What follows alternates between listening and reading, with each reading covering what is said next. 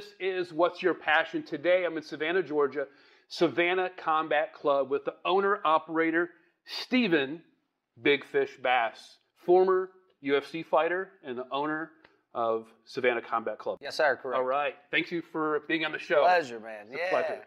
So I started kind of the martial arts as a young kid, and I did Taekwondo. You know, it was fun for me as a kid, kind of dropped off. Talk about how you got started in boxing or the martial arts, fighting.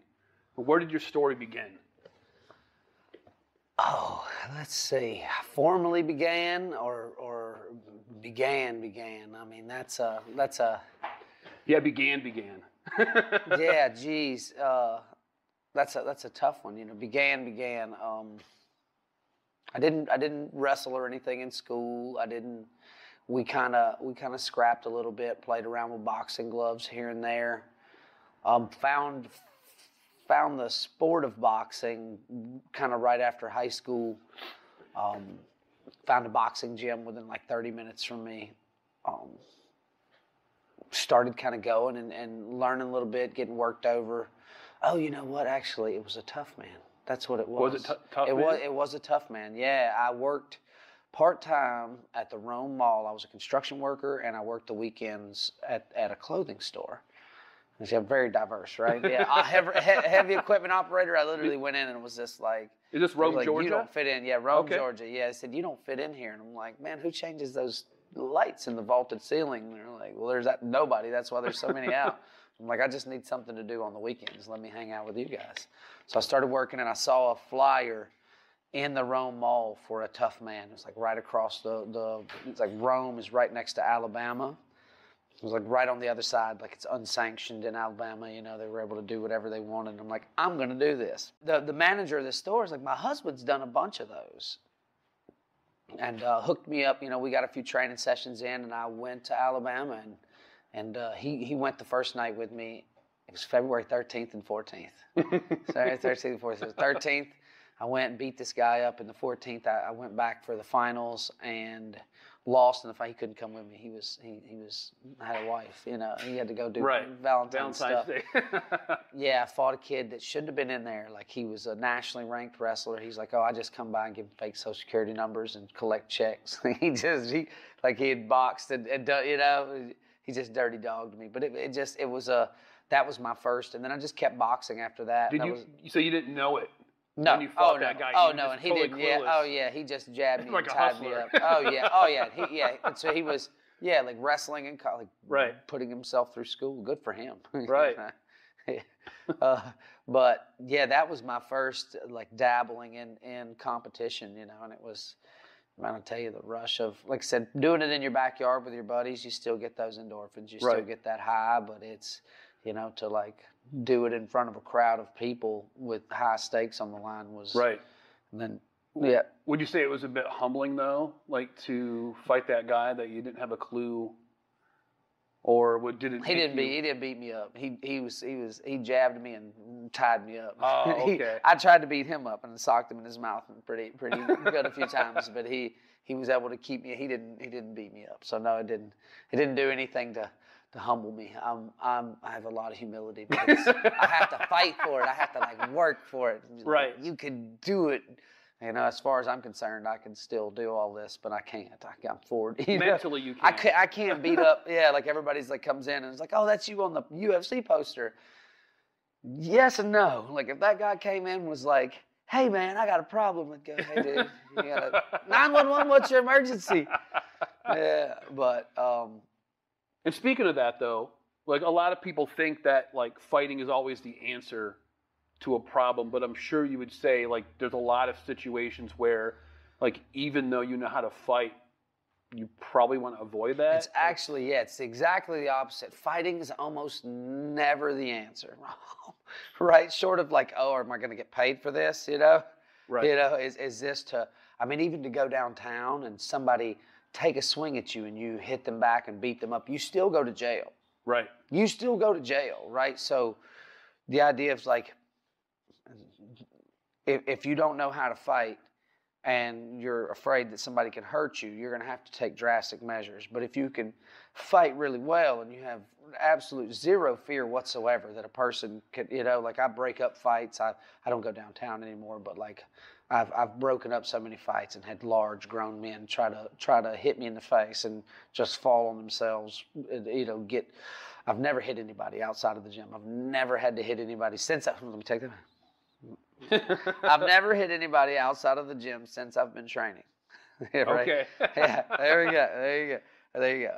So, that being said, people have tried to hit me, and I have put them very, very aggressively on their back and held them, and literally stepped back and let the cops let bouncers take people, and just like, why did you try to hit me? What was the purpose of that? Right. But it's like, man, people are fragile. I got a buddy that defended himself, and the guy got hurt, and it cost him a lot of money and almost jail time and stuff. And man, people are so fragile. We're so fragile. So, the same thing goes for cops. Like I say all the time, these guys don't know how to fight, but they got a gun on their hip, and they're walking around. Right. And they're like, hey, man, you got to tell that guy he can't do what he's doing right now. And you're like, go over, and it's a big guy like you that's upset. It's a little guy.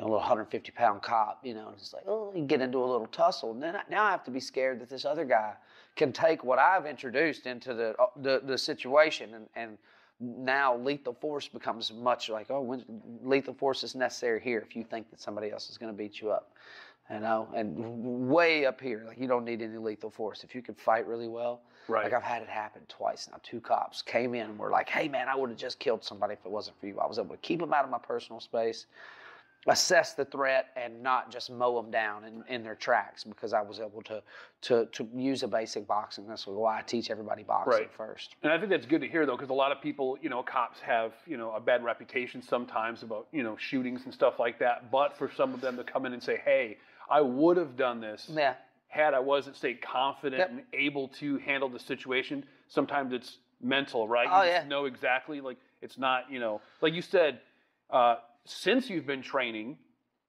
I mean, obviously it's experience and knowledge. You haven't had to hit, or you haven't hit anybody. I haven't. I haven't had to. I've been in plenty of opportunities. I've been in dozen plus times where somebody tried to hit me, or was in a altercation with somebody else that I butted in, and they tried to hit. There's been at least a dozen I could think off right at hand that. Because they couldn't fight and I didn't have to beat them up when I should have. You know what I mean? Any normal person would have been like, man, why didn't you just beat him up? Well, I think you have a certain level of confidence too, right? You feel I'm not afraid that they're going to hurt me. Right. So you're not going to take it overboard. You don't have to prove anything. And then, like I said, you accidentally, here in Savannah, remember the whole Drift Away Cafe incident where the young guy hit an older gentleman, and I think it was a brain bleed or something. Like the guy died a day or two later, and he was like, "Oh no, you caused that. Like you did that. Right. Now you're gonna let's see how that plays out. And let's see what they get him with. Right. You absolutely should. If you can't just go around hitting people. Right. Be like, hey, I would like to hit you. Would you the idea of 2 people. And that's a thing in the United States and a few states. You can unarmed mutual combat, where 2 people can agree to fight. But if I come up and go, hey man, I don't like the way you wear your hat, and I'd like to fight you, and you go, no, thank you, young man. Please go on about your business. And you go, oh yes, I think I would. But most of the time, it's you can't just go smacking people in the face. Right. And then if you hurt them, you should pay the consequences. Like you should. Yes. What do you think about, I think nationwide there's an issue. I know when we were kids, bullying. Do you have an idea of an answer to kind of help with that? Like when it comes to, say, fighting or people learning how to fight or how to defend themselves? Obviously it's got to be, advantageous to know how to fight, or just building a confidence. Yeah, 100%. I hear so many parents say, "My kid came home, they're being bullied," right? But how do we fix that? So it's tricky, because the idea of just introducing martial arts and being like, teach everybody to fight, and then you don't have to, that's kind of yes can kind of work to be like, But then the 7 or 8 or 9 out of 10 people that aren't jerks have to step up when a time comes, like can't turn the other way. And right. Like that's a big one. But yeah, I think that safe, it's a big one. Safe. Like you can't just be like, man, there's a boxing gym on the corner by you. Be like, bro, watch some of their TikTok videos. Right. They're just knocking people out, and they're a bunch of thugs, bunch of bullies. Yeah, bunch of bullies, bunch of like people not. They're doing it for the wrong reasons. Yeah. Right? Exactly. And then like you get mixed into that, and either you catch you some nice brain damage or jump in with that crowd. Right. And so it's not always the end, but like safe. That's how I always think. Like my big plan is the YMCA of martial arts, right? Like that's what I want to in 20 years. I want to be like, that's my legacy, where like people can come in and learn legit martial arts from more, people that teach it and go forward in a morally construct way. You know what I mean? Like I said, like the YMCA. You don't get to run around the YMCA cussing and being you know. Like, hey man, there's better words, Yep. But, so that's your 20 year. I want to, I think future and I think you mentioned before, like a place where kids could come and kind of like do work after school. Yeah, not even just kids, adults. Adults, like, Man, imagine the idea of classes to learn to do basic things. Like, how many guys I've ran into? Not even guys, women as well. I say guys like it's like we're expected to do it, but like everybody, right. Like, hey, you don't know how to, I don't know how to use a screwdriver, a hammer, you can't change a tire. Like I'd love to see stuff like that being, right. Weekend workshops, for adults, for kids, like some of the basic skills. Computer literacy, computer literacy. I worked with a guy that donated some computers to a church. He was gonna give them out to these people in the community, and they were like, we're talking. He's like, I'll put them in your house. We'll get you guys internet. And they're like, we don't know how to use a computer. So like the church that we were gathering at, right, to have this meeting, was like, I'll just put them here. And the pastor ran a youth program during the summer, and that's what we were sponsoring, was a youth program. And he wanted to do some other stuff. He's like, just put them here. So then the pastor teaches these people to use the computers. Like, oh, now you can get online and do your basic stuff, and even be able to do it at the church. Right. That type of thing. Like not just for kids, everybody. Man, there's so many people. To be able to come in and be like, hey, I broke a cabinet in my house and don't know how to fix it. And, put it on the board. And one of our vetted members, that's a woodworker, like, hey, we're going to head over here and handle this on a Saturday and take a group of people over. And this is this is wood glue. This is a screwdriver. But kids too. Like I said, that's the biggest thing we got now is just like, I can't do all this. Right. I'm tired, man. I'm tired. I thought it was good. I marched into this thing like, I'm going to, strengthen the community through martial arts. Right. Now I'm tired. I'm just tired.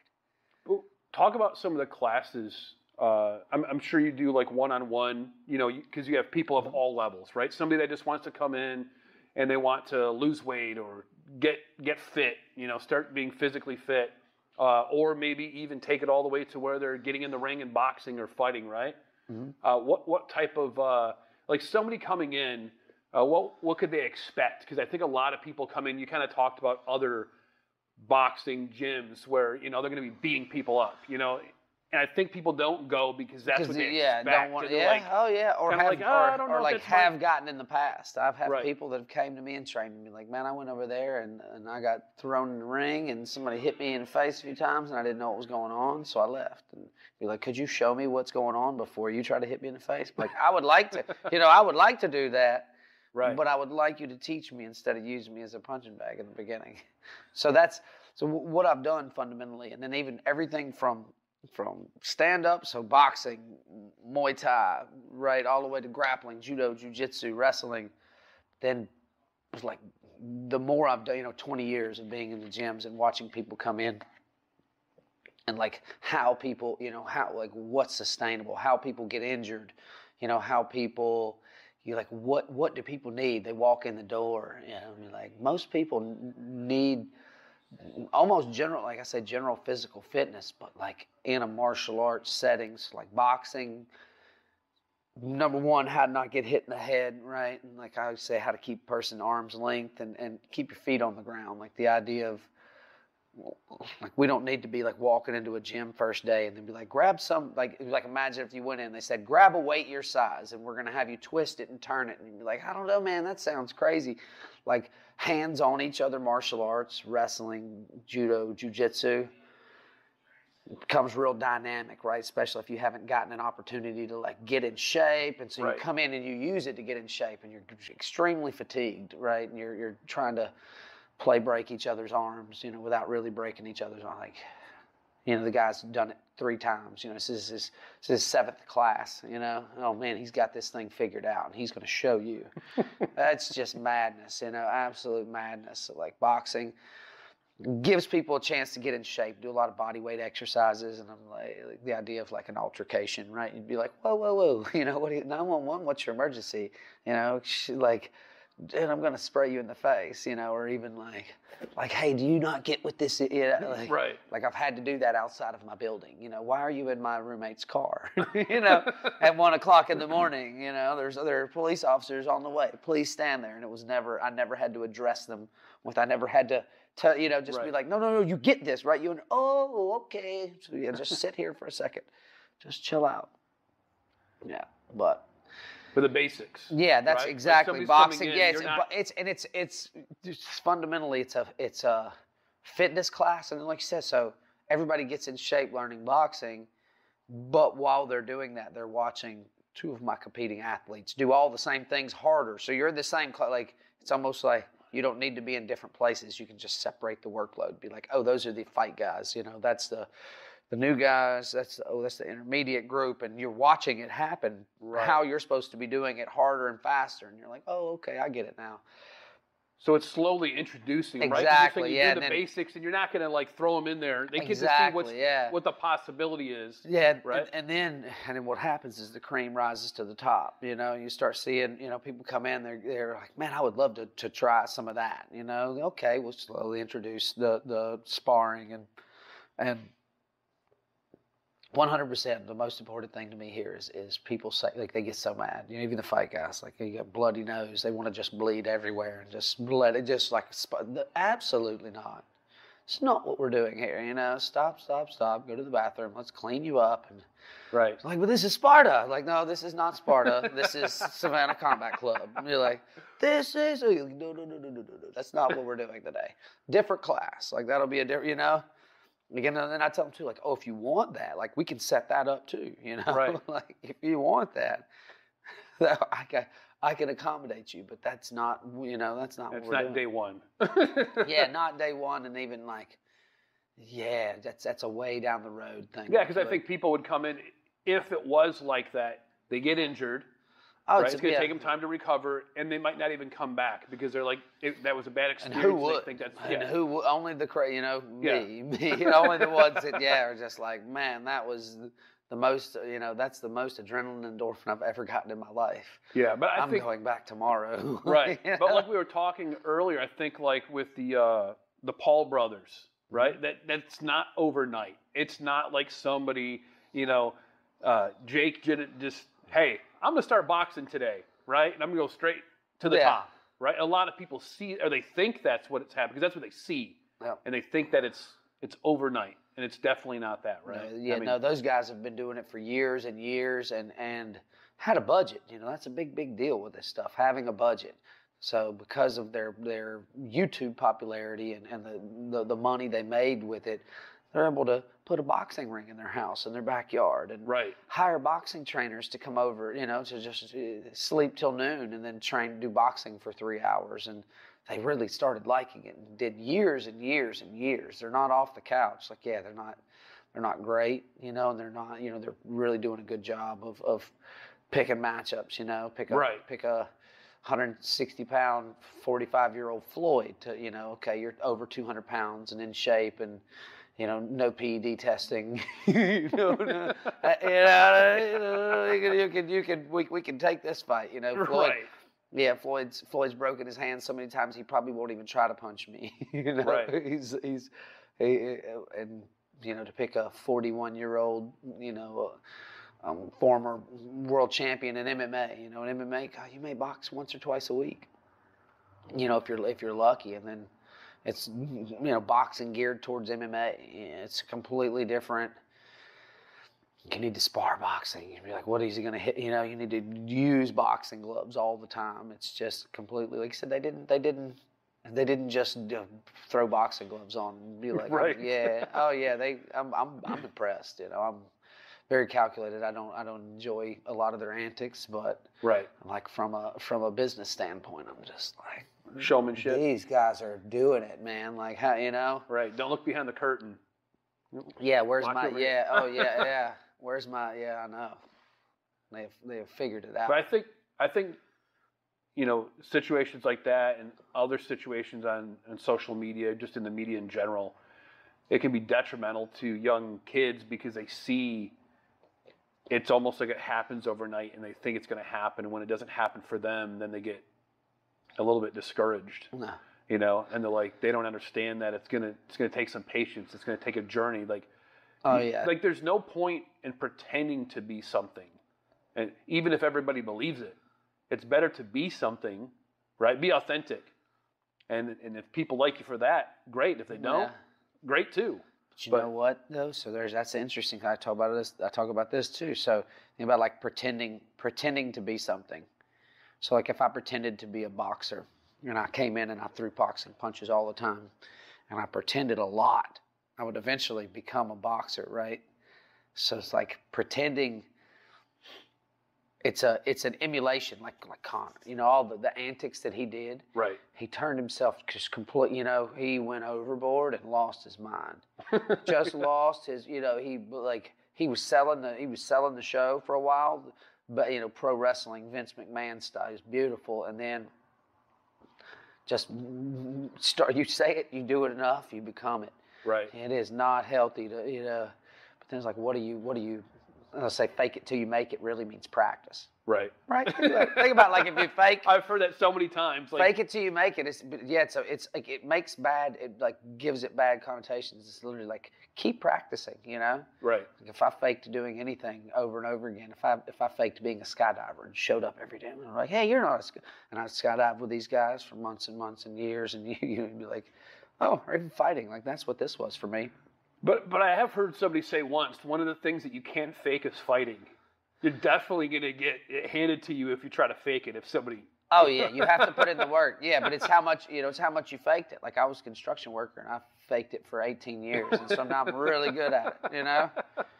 I was just like, oh man, this is boring. I don't want to do that. I'm going to do this. I'm going to do what these guys are doing. You know, here. Yep. I was like, oh, nobody. Keep my head down. So then you left the construction and came over here because you just. Yeah, found it more just completely interesting. Yeah, exactly. Yeah, 100%. Yeah, self enjoyment and gratification. And you would say you probably spent more time doing this than construction. Oh, way more. Yeah. Because like I always like to talk about passion. Like this you know, my passion is just learning from people, traveling, and I feel like when you do what you love to do, it really. I mean, it's a cliche kind of thing, but it's saying like you never work a day in your life. Yeah. But, you know, I mean, I could put. 10, 12, 15 hours in a day doing that, instead of, I don't have to force myself. Yeah. Right? It becomes easy. Yeah. Or natural. That's why I would say this place is Pablo Escobar's prison. Remember, he built his own prison and right. he had his friends there with him and stuff. He was like, I'll stay here. I'll stay here. You know what I mean? Like, it's like, yeah, you have to stay there. So it's like, I love this. I love this place. I love doing martial arts every day, but I am indebted to it. You know what I mean? Like right. It is like I have to show up every day. So it's I love it. I wouldn't do anything else, but it's like you still, it still becomes a little bit of a chore. Right. Yeah. Be like, I don't want to be a business owner. I want to be a karate man. I mean, yeah. I got that. Some guy down the road was like, "You that karate man?" We were picking up trash one day. I'm doing our little monthly trash bash we used to do, and I'm like picking. He's like, "Who are y'all? What are y'all over here?" He's like, "Wait a minute, I know you. You're the karate man down the road." And I'm like, "I am indeed the karate man down the road." Like simplified version. Does anybody ever do because when I started, I would be wearing my dobok, in Korean. I'd be going to it was kind of like a community center, like the Y, right? And people, whoa, You know, like, do stuff yeah. like that. Oh yeah, I like, used to. Okay, that's not the first time somebody's Oh done that. You yeah, hear it no, all the absolutely time, not. you know? Oh yeah, yeah. Oh, absolutely not. Yeah, it's like I used to when I was still competing. I would run and shadow box, and yeah, people would come out and be like, "Oh, slap box me," and I'm like, "Okay." Pow pow pow. And like, "Oh no, ooh ah," and yeah, all the time. Yeah, people come in here, same thing. We're like, "Show me." And we're like, "Oh, take your shoes off. Come on, Matt." Yeah, I'll show you. I wish the first few years here were the best. Like people come in, off the streets. Yeah. Yeah. And I was a lot smaller, 20, 25 pounds smaller. And they're like, you're little, 165 pounds. They're like, I whoop you. I'm like, yes. Yes. And just run from people, like literally juke them out of their shoes and play and look silly. Yeah. Every once in a while, hit them in the body. Ooh, every once in a while. What? I mean, you're doing it every single day, and people, I would say it becomes like natural, right? Oh, like yeah. as soon as if somebody's throwing a certain punch, you already know exactly what you're going to do, and then you're to the next. It's kind of like a chess move. You're already and then like 3 I steps explain it ahead. to people, I'm like, Man, what have you done? They're like I do this. I've done this for 20 years. I'm like, do you think I could come to your job and do it as well as you? Like you have no idea. I know. That's what I'm telling you. Like that's what the good thing about learning a little bit of this is most people have no idea. Like most people can't fight at all and are living in even the bullies. It's tough. A little tough, no skills whatsoever. You learn a little bit and you're ahead of the curve. right. It doesn't take nearly as much. And then I always tell women, just like, man, just carry some pepper spray and be like, I'd be like, oh, what are you going to do? You going to box me? and be like, Right. But somebody coming in, like say they wanted to, maybe not necessarily professional, but they did want to start fighting. What kind of time frame would you say on average? Like if somebody comes in from the completely basics, depends on the person. Completely depends on the person. How much, what kind of shape they came in right? Like if you come in with like I had a kid, he did a bunch of personal training with me, did a few sets. I say a bunch, like I think it was 2 sets of, so 16-hour-long sessions or something. He had gotten beaten up, and his mom was bringing him here, and he tried a move like I showed him basically. He did it over and over again. He tried it. The kid couldn't do 10 push-ups. When it comes in, he's like, "This doesn't work." I tried it on a friend of mine. I was like, "You can't do 10 push-ups." That's why it doesn't work. It doesn't work because of the machine. You're trying to do a race car move and you know what I mean? Like you got to change the oil in that thing. You got you got to upgrade some parts. You got to get in shape. And like people come in really good shape, they pick it up faster. The better shape you're in, the more you're going to pick it up. And then like how much time do you have? How much time are you going to dedicate? Like most people, we're lucky to get them in. Even athletes, once a day, 5 or 6 times a week for 2 or 3 hours. Like that's going to take forever. Yeah, it's going to take a long time. So once a week, so that's 52 times, right? But if you did 5, now you're looking at 250 times you got in that whole year. So somebody literally could be 5 years ahead of you, like. Like my guy, one fight guy that does 2 a days, 3 hours a day, twice a day, plus strength and conditioning. He's training 4 to 6 to some, and it's tape all the time. Like this is what he does, He says he's in here. This is all he does. He goes to school. He's doing some personal training in here, and he puts in 6 to 8, 10 to 12. And so, not like guys that have been doing this a lot longer than him, or he's giving them problems, and he's better. And they're like, I don't know, man, I'm doing something longer. No, you haven't. He's trained 4 years of your years in 1 year. Right. Yeah. And that's right. And like, what level of commitment do you want to give? Like, how bad do you want it? Right? Yeah, I got a short list up there. The keys to fighters' keys to success. You got feed the machine, right? Hydration, nutrition, sleep. So like you're not going to perform well if you're malnourished, dehydrated, or sleeping when you do your recovery. It's a very big deal.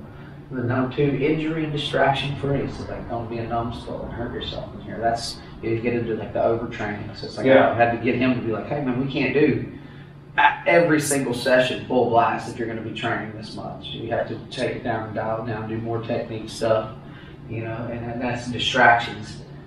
Like now I'm going to be a world champion, and they pull up in a new $40,000 car. Like, oh, you gotta pay for that now. And you gotta, oh yeah, I gotta work overtime this weekend, man. I got a car, you know, or like there's a lot of things that could be considered distractions, you know. Right. Like you gotta forego till later. You wait, you know, you want to start a family now. Maybe you should wait and get good at fighting first. You know, it's okay if you got it. But then you're gonna have to do that and this and this and this, and then it just becomes more people aren't willing to put in the work. Right. It's just I have too many jobs. It's like, see it twice a week. I used to have a board up there for the fight guys. It was like how they just put their names down there, and each week labeled out how many times they trained. It's like, you told me you wanted to fight, but you're making it in twice a week. You know, but 6 weeks and twice a week is not gonna. Right. It's not a hobby.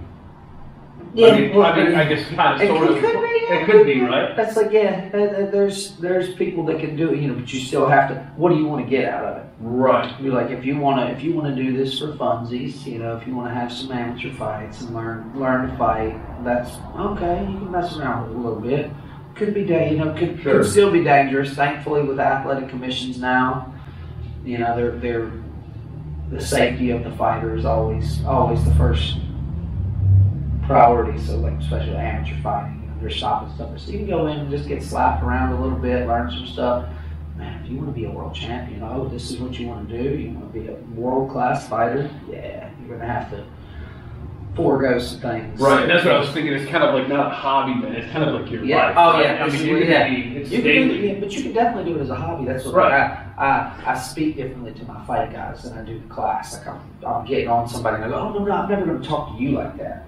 Like, you didn't tell me you want to fight somebody for sport, and then me have to sit on the outside of the ring and hope they don't hurt you. Like me and him are in an agreement that he's going to fight other people, and I'm going to take him there. Like, I'm going to get him ready for it, and he's playing around right now. Yeah. You know, to hear, oh, don't worry, I'm not going to talk to you like that. You have fun. He's going to fight people. Yeah. Right. You know, we're learning some martial arts and getting in shape, and yeah, because I mean, you can really get hurt, obviously, if you're not you know, following direct. I mean, you're the guy with the experience. Yeah, 100%. I'm sure there's probably like mistakes that or other people you've seen their mistakes, and you like, hey, don't do this. Yeah. Right. I'm telling you, so you can try to maybe not make that mistake. Yeah. Hurt yourself or whatever it may be. One of the things I want to do is bring my daughter in, because I like to include. Yep, my children.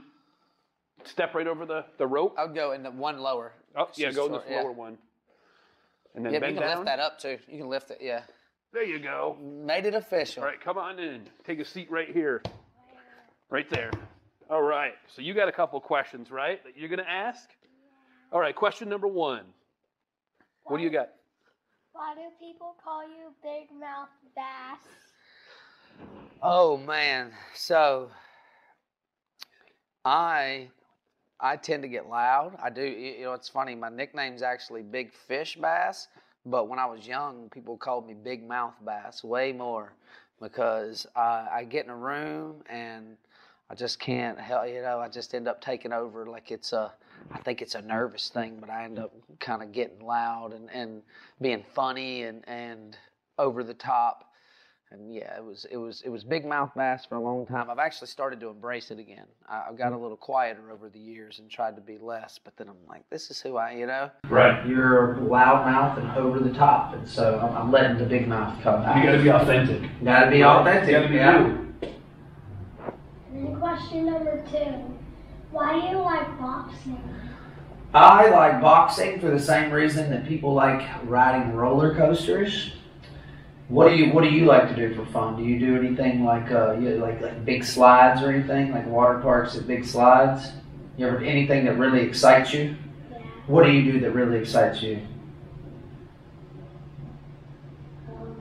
Swings are pretty fun, like jumping out of like things that make you go like ooh. Like I like that feeling a lot. I like the excitement, and it actually makes something called endorphins, right? So like. You get a little, like, work too hard, you get a little scared, you get a little, your body makes endorphins, and those feel really good. That's why I do this. That's it. That's the whole thing. And then question number 3. When do you start boxing? I started boxing when I was really young. we played around with it and had boxing gloves. I think high school is actually when I officially started kind of trying to learn boxing and getting interested in like having a teacher to teach me martial arts. Probably high school. And that's all. Oh, those were really good questions. Thank you so much for your time. Yeah, putting together. Steven, I appreciate the time. Yeah. You want to do a little boxing? Yeah. Of course. You wanna do a little boxing too?